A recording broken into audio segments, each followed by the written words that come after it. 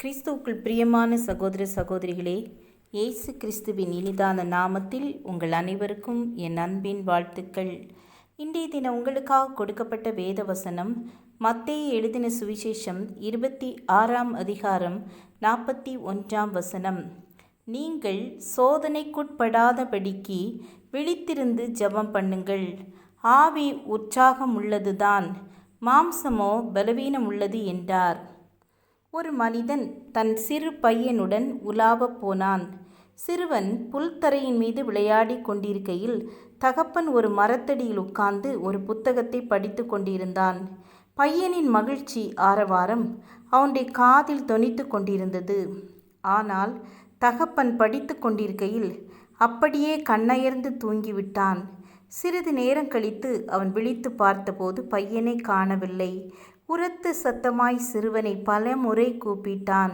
எதிரொலியை தவிர வேறொரு குரலையும் அவன் கேட்கவில்லை. பின்பு அவ்விடத்தில் அபாயகரமான ஒரு செங்குத்து ஒன்றிருப்பது அவனது நினைவிற்கு வந்தது. உடனே அச்செங்குத்தின் ஓரத்திற்கு ஓடிப்போய் கீழே குனிந்து பார்த்தான். தன் மகனின் சடலம் நொறுங்குண்டு சிதைந்து கிடப்பதைக் கண்டு ஆறா துயரம் அடைந்தான்.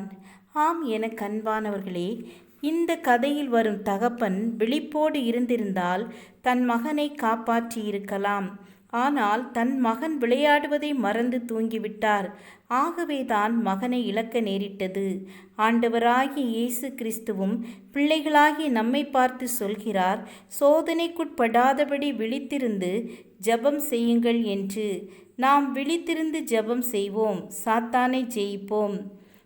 ஜெபம் செய்வோம். கிருபை நிறைந்த கர்த்தாவே, இந்த புதிய நாளுக்காக உம்மை ஸ்தோத்தரிக்கிறோம். நாங்களும் ஏசப்பா சோதனைக்குட்படாதபடிக்கு விழித்திருந்து ஜெபம் பண்ண உதவி செய்யுங்க. ஜெபத்தின் ஆவியை ஊற்றுங்க, அபிஷேகத்தினால் நிரப்புங்க. எங்கள் ஒவ்வொருவரையும் ஆசீர்வதித்து வழிநடத்துங்க. இயேசுவின் நாமத்தில் பிதாவே, ஆமேன் ஆமேன்.